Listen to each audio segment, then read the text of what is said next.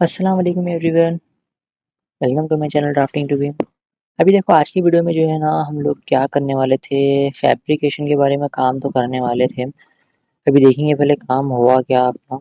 हम लोग duct routing पे कम्प्लीटली काम कर लिए, फैब्रिकेशन पे काम करे, सप्लाई और रिटर्न डिफ्यूज़र हो गया एंड अपना टैग फैमिली भी हो गया, स्लॉट टर्मिनल हो गया एंड जो है ना अपने पास एक जस्टिफिकेशन यूज़ करके रिड्यूसर कैसे क्रिएट करना उसके बारे में भी हो गया।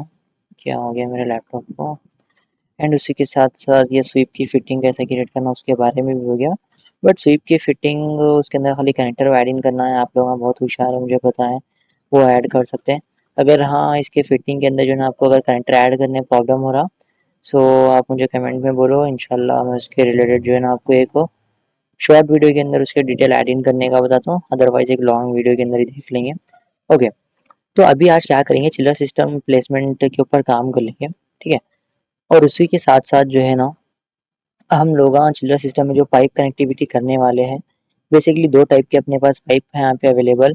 एक रहेंगे आपके पास यहाँ पे domestic cold water and domestic hot water, okay. उसी के साथ-साथ एक ड्रेन आउट है, ड्रेन आउट का तो उतना मसला है नहीं, अपने पास शाफ्ट अवेलेबल है, शाफ्ट में ड्रॉप आउट कर दिए देन चलेगा, मसला नहीं है, ओके। तो चिल्लर सिस्टम को सबसे पहले लोड करने के लिए अपन क्या करेंगे, सिस्टम में आ जाएँगे एंड मैकेनिकल इक्विपमेंट यूज़ कर लेंगे, ठीक है। और आप लोगों जो ना मुझे कमेंट सेक्शन में अगर बताओ याद है मैकेनिकल इक्विपमेंट का शॉर्टकट क्या है तो, ठीक है।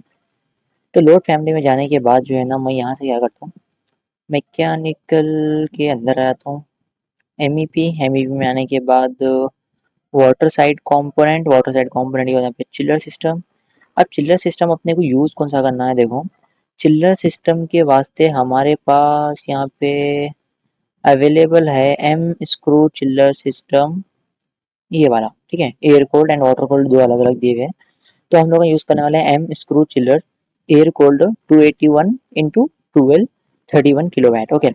अभी देखो ये चिल्लर सिस्टम को यहाँ पे ओपन कर लेके जो है ना क्या कर लेंगे, प्लेस कर देंगे, ठीक है। कहाँ पे प्लेस करना है देखो, अब मैं मैकेनिकल लेवल 1 पे तो नहीं प्लेस कर सकता, तो मैं यहाँ पे थोड़ी चीज़ें गलत कर दिया, तो इसके लिए मैं यहाँ पे क्या करूँ, प्रॉपर्टीज़ के अंदर लेवल 1 की जगह लेवल 2 को ले रहा हूँ एंड यहाँ पे जो है ना मैं यहाँ पे इसको प्लेस कर देता हूँ, रैंडमली प्लेस कर दो एंड बाद में आप फ्लोर प्लान्स के अंदर से मैकेनिकल लेवल 2 पे चले जाओ, ओके। यहाँ पे मेरा जो है ना बेसिकली एयर हैंडलिंग यूनिट यहाँ पे आ गया, ओह सॉरी चिलर सिस्टम मेरा आ गया। तो मेरे पास चिलर सिस्टम यहाँ पे आ गया एंड इसकी कैपेसिटी के बारे में मेरे को मालूम पड़ गया। 3D के अंदर मैं आ जाता हूँ यहाँ पे एंड ओके।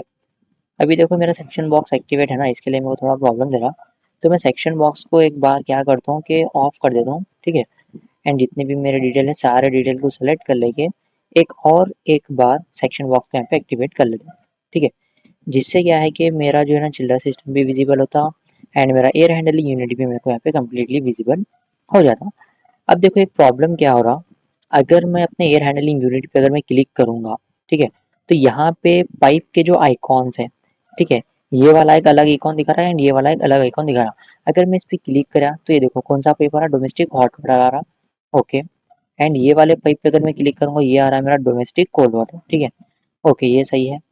अब यहाँ पे क्लासिफिकेशन जो रहेगा ना, चिल्लर सिस्टम में भी आपके पास सेम क्लासिफिकेशन रहना, बट यहाँ पे मसला क्या है, ये हाइड्रोलिक पाइप आ रहा, हाइड्रोलिक सप्लाई आ रहा। अब इसको करेक्शन करने से पहले साउथ एलिवेशन के अंदर चले जाओ, मैकेनिकल साउथ एलिवेशन एंड ये आपका जो चिल्लर सिस्टम जो है अपना स्लैब के अंदर चले जा रहा, तो हम इसको सेलेक्ट करके क्या करेंगे, यहाँ पे एलिवेशन फ्रॉम लेवल को यहाँ पे 150 mm इंक्रीज कर दी, ठीक है। क्योंकि आर्किटेक्चर मैं ही बनाया हूँ तो आई नो द डिटेल्स, तो मैंने जो है ना इसको 150 यहाँ पे एलिवेशन फ्रॉम लेवल डिफाइन कर दिया है।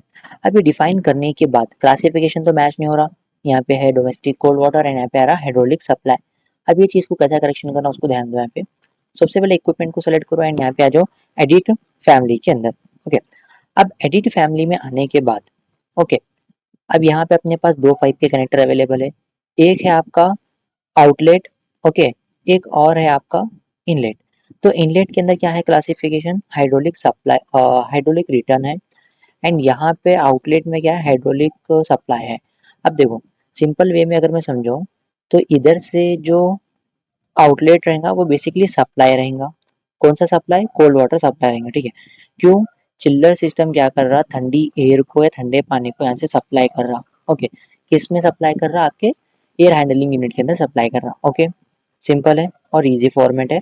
आउटलेट जहाँ पे रहेगा वहाँ पे डोमेस्टिक कोल्ड वाटर रहेगा चिल्लर सिस्टम के अंदर। अब इनलेट है, इनलेट में यहाँ पे क्या दिया, हाइड्रोलिक रिटर्न दिया, यहाँ पे रहेगा आपका डोमेस्टिक हॉट वाटर। तो हॉट वाटर इसके अंदर जा रहा है, इसके अंदर ठंडा हो रहा है, फिर वापस से बाहर ठंडा बाहर नहीं कर सकता बात। कंट्रोल है, सेव कर लो इसको। एंड यहाँ पे क्या बता रहा, रिप्लेस एग्जिस्टिंग फाइल, तो नो करो इसको। नो करने के बाद मैं क्या करता हूँ, अपना जो माय वर्क किधर चला गया, यहाँ पे माय वर्क में जो माय जर्नी रेविट एचवीसी के अंदर यहाँ पे हम लोग क्या करेंगे, एयर कोल्ड चिल्लर। ठीक है, ऑप्शन में चले जाओ, मैक्सिमम बैकअप 1 एंड यहाँ पे इसको सेव। अब सेव करने के बाद हम लोग क्या करेंगे, ये जो हम बनाए ये अपनी खुद की फैमिली बन गई, लोड इनटू प्रोजेक्ट में कर लेंगे। लोड इनटू प्रोजेक्ट करने के बाद यहाँ पे आ जाओ मैकेनिकल लेवल 2। अब मैकेनिकल लेवल 2 में आने के बाद यहाँ पे इसको बाजू ही प्लेस कर दियो। पहले वाला जो चिल्लर सिस्टम था वो चिल्लर सिस्टम को डिलीट कर दियो। मालूम कैसा पड़ता पहले वाला कौन सा है बाद वाला कौन सा, देखो हम लोग अपने चिल्लर सिस्टम को नाम क्या दिए, एयर कोल्ड चिल्लर सिस्टम दिए। तो यहाँ पे कौन सा एम स्क्रू बोल क्या, तो ये रॉन्ग है, हटा दो। ये कौन सा है, ये अपना नॉर्मल एयर कोल्ड चिल्लर। इसको अपन प्रॉपरली एडजस्टमेंट कर लेंगे। हम स्लैब पे प्लेसमेंट करने वाले हैं, तो साउथ एलिवेशन इसका लेवल यहाँ पे 150 mm यहाँ पे डिफाइन कर देंगे। ओके, सारी चीज़ें करेक्ट हैं।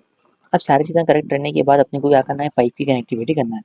पाइप कनेक्टिविटी करने से पहले चिल्लर सिस्टम की कैपेसिटी क्या रहना उसके बारे में एक बार देख लेंगे। ओके, चिल्लर सिस्टम की कैपेसिटी के लिए सबसे पहले मैकेनिकल लेवल 1 पे आ जाओ। एंड यहाँ पे अपने पास दो टैग्स अवेलेबल है, ठीक है। एक है आपके पास ये वाला एंड एक और है अपने पास ये वाला, ठीक है।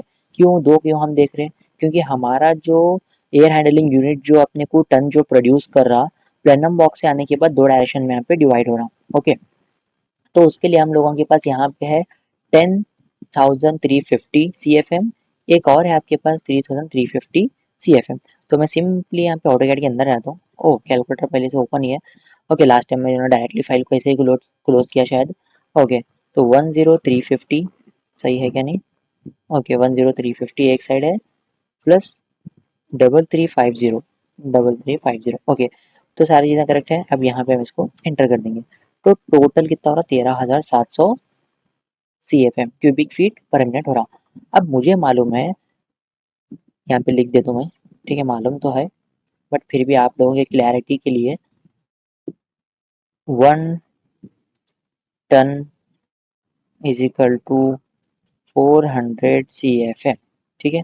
एंड साथ ही साथ 1 टन इज इक्वल टू 12,000 क्या लिखवाएंगे, BT, राइट, ठीक है, बढ़िया। अब मेरे पास कितना आ रहा, 13,700 CFM आ रहा, डिवाइडेड बाय 400 कर लो। सीधा सीधा कितना आ रहा है आपके पास, 35 टन अप्रॉक्सीमेट।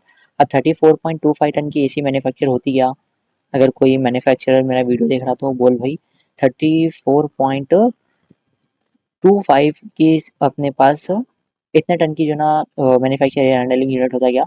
ऑब्वियस सी बात है, कोई भी सिंगल डिजिट के अंदर ही मैन्युफैक्चर करेंगे, डबल डिजिट में मैन्युफैक्चर करेंगे, डाउट्स के अंदर या फिर पॉइंट्स में मैन्युफैक्चरिंग नहीं होती। तो मैं यहाँ पे जस्ट क्लैरिटी के लिए, ओ सॉरी, यही टेक्स्ट को मैं कॉपी कर लेता हूँ। अगर वीडियो लॉन्ग जा रहा तो प्लीज़ मैनेज, अच्छा मैं एक में लिखूँगा, ठीक है। तो मैं यहाँ पे लिख देता हूँ 13,000 CFM डिवाइडेड बाय 400 करने के बाद 34.25 टन आ रहा, डज नॉट इक्वल टू हम लोग ले 35 टन, सिंपल, ठीक है। हम 35 टन की जो है ना एयर हैंडलिंग यूनिट यूज़ कर रहे हैं, तो वही पॉइंट ऑफ व्यू से हमारा चिल्लर सिस्टम भी सेम कैपेसिटी करेंगे, या फिर हो सकता थोड़ा बहुत सेफ्टी फैक्टर को देखते हुए जो है ना अपन और ज़्यादा कैपेसिटी का चिल्लर सिस्टम को यूज़ कर सकते। ओके, अब ये तो अपने को मालूम हो गया कि टोटल हमारा एयर हैंडलिंग यूनिट का क्या कैपेसिटी है, कितना है, 35 टन अपने पास रिक्वायरमेंट आ रहा, ठीक है। और हम क्या करें, मैकेनिकल लेवल 2 पे चिल्लर सिस्टम को प्लेस करें, उसके क्लासिफिकेशन भी चेंज कर लिया एज पर अपने एयर हैंडलिंग यूनिट के हिसाब से। अब एक मसला क्या हो रहा कि मैं अभी लेवल 2 पे काम कर रहा हूँ, ठीक है। अब मेरे को नीचे का ना डक्ट दिख रहा, ना एयर हैंडलिंग यूनिट दिख रहा, ना मेरा जो है ना प्लेनम बॉक्स दिख रहा, ठीक है। अब यहाँ पे अपने को क्या करना है, व्यू रेंज को सेटअप करना है, ठीक है। अगर भाई बोलो विजिबिलिटी ग्राफिक चेक कर लो ना, तो चलो VG में जाओ, ठीक है। एक कॉमन सेंस की यहाँ पे बात बोल देता हूँ, ठीक है। अगर समझ लो हम लोगों के पास ये है मैकेनिकल इक्विपमेंट, यहाँ पे लिख के आ रहा है मैकेनिकल इक्विपमेंट, और हमारा प्लेनम बॉक्स और एयर हैंडलिंग यूनिट भी मैकेनिकल इक्विपमेंट की फैमिली में ही बने हुआ है। तो अगर हम लोग व्यू रेंज या फिर सॉरी विजिबिलिटी ग्राफिक में अगर चले गए तो यहाँ पे मैकेनिकल इक्विपमेंट पहले से ऑन है, तो उन्हें विजिबल होना, नहीं विजिबल हो रहा, उसका मेनली रीजन रहेगा व्यू रेंज। व्यू रेंज में जो व्यू रेंज के अंदर जो यहाँ पे व्यू डेप्थ आपको दिया लेवल 2 लेवल 1, इसको आप यहाँ पे अनलिमिटेड रख लो। जिससे क्या होता है कि भाई आप जरा छत पे ठहरे हुए हैं, नीचे देखना चाह रहे कौन सी गाड़ी है, तो जो है ना तुम छत को तोड़ नहीं सकते, सीधा जो बालकनी में जाके देख लो। तो यही चीज़ यहाँ पे काम करती। तो व्यू रेंज के अंदर जो है ना हम लोग व्यू डेप्थ को अगर यहाँ पे अनलिमिटेड करें तो हम लेवल 2 से देख सकते हैं कि लेवल 1 में क्या-क्या डिटेलिंग पहले से प्रोवाइडेड है। चेक दिस आउट, सही है सारी चीज़ें। तो आपका भी प्लेनम बॉक्स भी दिख रहा एंड एयर हैंडलिंग यूनिट भी विजिबल हो रहा। और होशियार लोग क्या करते हैं कि मैकेनिकल लेवल 2 से ही पाइप को ड्रॉ करते हैं, ठीक है? नहीं करना, ठीक है ना? तो हम यहाँ पे जितना भी अभी काम करना था अपना एचवीएसी में काम पूरा हो गया। अब यहाँ से मैकेनिकल लेवल 1, मैकेनिकल लेवल 2 दोनों को हटा दो और मैकेनिकल का जो साउथ एलिवेशन है हटा दो। अब सीधा आ जाओ यहाँ पे प्लम्बिंग लेवल 2, ठीक है? क्यों प्लम्बिंग लेवल 2 पे क्यों आ रहे हैं हम लोग? क्यों बोले तो हमारे को जितना भी काम करना है अभी प्लम्बिंग के अंदर ही काम करना है, क्योंकि अपने को पाइप कनेक्ट करना है। अगर मैकेनिकल में जाके पाइप कनेक्ट करेंगे तो वहाँ पे विजिबल नहीं होता, ठीक है? और यहाँ पे हम व्यू रेंज को सेम सेटअप कर लेंगे यहाँ पे अनलिमिटेड एंड यहाँ पे ओके कर लो। राइट, यहाँ पे अपने को सारी चीज़ें विजिबल हो रहे हैं और प्लम्बिंग के अंदर मैकेनिकल इक्विपमेंट की ही विजिबिलिटी ग्राफिक ऑन है, duct accessories and fitting of है, ठीक है? तो अगर आप ऐसे डक्ट को अगर ऑन करेंगे तो जितने भी आप डक्ट बने हुए हैं सारे डक्ट भी यहाँ पे विजिबल होते, but there is no requirement to view this. Okay, तो ऑफ कर दो यहाँ पे। राइट, तो ये सारी चीज़ें हो गए अपने पास। अपना व्यू रेंज कैसा सेटअप करना एंड विजिबिलिटी ग्राफिक में क्या डिफरेंट था समझ में आ गया, बहुत अच्छी बात है। थोड़ा एक सेकंड। ओके, तो ऑलमोस्ट जो है ना 12-13 मिनट हो रहे हैं। ओके, तो हम लोग ये सारी चीज़ें कर लिए, ठीक है? अब ये करने के बाद नेक्स्ट क्या करना है? नेक्स्ट हमको करना है सेक्शंस ऐड करना है, चिल्लर से पाइप को निकालना है और सीधा एयर हैंडलिंग यूनिट के अंदर कनेक्ट करना है। क्या बेसिस पे कनेक्ट करना है? यहाँ पे मैं एक छोटा बहुत कैलकुलेशन और स्टेप्स लिखे हूँ। अब समझ के चलो मेरे पास जो है ना कूलिंग रिक्वायरमेंट आ रहा है 18 degree Celsius. Okay, cooling requirement है टेम्परेचर के पॉइंट ऑफ व्यू से अगर बोलो तो 18 डिग्री सेल्सियस में को कूलिंग रिक्वायरमेंट होना है। एंड समझ लो हॉट वाटर के अंदर जो है ना जा रहा है बेसिकली अपना 25 डिग्री सेल्सियस के अंदर, ठीक है? बट अपने को क्या है मालूम, पाइप से अगर यूज करके जो है ना पाइप का डाया डिफाइन करने का रहता है। ओके, अब फॉर एग्जांपल के लिए समझ के चलो कोल्ड वाटर के लिए अपन 80 डिग्री सेल्सियस यहाँ पे यूज कर रहे हैं एंड हॉट वाटर के लिए हम 25 डिग्री सेल्सियस जो है ना यूज कर रहे हैं, ठीक है? तो हमारे को जो है ना ये चीज मालूम है ना बहुत ज्यादा इंपॉर्टेंट है कि डिग्री सेल्सियस से फारेनहाइट के अंदर कैसे कैलकुलेट करना एंड फारेनहाइट के अंदर डिग्री सेल्सियस में कैसे कैलकुलेट करना। अब ये फारेनहाइट क्या है? फारेनहाइट हम लोग जो है ना हीट लोड कैलकुलेशन ऐप के अंदर यूज किए थे। हम लोग क्या है ईशे के अंदर से सारा डाटा यूज कर रहे थे। ओके, डिजाइनिंग डाटा अगर आप लोग जो है ना मेरे हीट लोड कैलकुलेशन ऐप के अगर वीडियोस देखे हुए हैं तो हम लोग वहाँ पे सारा डाटा जो है डिग्री फारेनहाइट के अंदर ही ऐड इन कर रहे थे, ठीक है? तो यहाँ पे कैसा है मालूम, हमारे को अगर कहीं पे भी कोई भी अगर पूछा कि भाई डिग्री सेल्सियस से फारेनहाइट में कैसा अपन जो है ना वैल्यूज को कन्वर्ट करना, तो उसके लिए एक सिंपल यहाँ पे मैं फॉर्मूलाज वो लिख दिया हूँ, ठीक है? आप लोग इसका स्क्रीनशॉट लेके जो है ना आराम से जो है ना देख सकते हैं, ठीक है? तो मैं एक चीज़ क्या करता हूँ कि आज को यहीं पे ही सेशन को क्लोज़ कर देता हूँ। इंशाल्लाह हम लोग क्या करेंगे आगे मेरा जो है ना सेशन अपलोड होगा वेडनेसडे के दिन इंशाल्लाह, ठीक है? इस बार थोड़ा काम की वजह से जो है ना डिले हो गया उसके लिए आई एम रियली सॉरी। तो नेक्स्ट टाइम जो है ना मैं टाइम पे शेड्यूल कर दूँगा वीडियो को, ओके शेड्यूलिंग कर दूँगा। तो उससे क्या आपको टाइम पे जो है ना वीडियो मिल जाएगा। वहाँ पे जो है ना हम ये सारी चीज़ों के बारे में इन डिटेलिंग देखेंगे, ओके? डिग्री सेल्सियस से फ़ारेनहाइट में कैसे कैलकुलेट करना, 1-2 एग्ज़ाम्पल के साथ हम ले लेंगे। अब यहाँ पे एग्ज़ाम्पल मैं एक ही लेके आया हूँ, ओके? हम कोई दूसरा एक लाइव एग्जांपल ले लेके करेंगे, ठीक है ना? एंड इसी के साथ-साथ समझ के चलो कि अपने को एक पाइप सीजर एप्लीकेशन यूज़ करके जो है ना एज़ पर हमारे जो है ना टन्स के हिसाब से ना हम क्या जो है ना यहाँ पे पाइप साइज़ यूज़ कर सकते हैं इन दोनों को कनेक्ट करने के लिए, उसका भी थोड़ा बहुत कैलकुलेशन रहेगा। अब देखो भाई एचवीएसी में काम कर रहे हैं, बड़ी सर्विस पे काम कर रहे हैं तो डिटेलिंग भी ज़्यादा रहेंगी, वर्कलोड भी ज़्यादा रहेगा, ठीक है ना? सारी चीज़ें ज़्यादा रहती है। अब ऐसा एक्सपेक्टेशंस मत रख के चलो कि भई मैं सिर्फ़ एचवीएसी तो कर रहा हूँ तो उसके अंदर जो है ना डिटेलिंग ज़्यादा रहती है।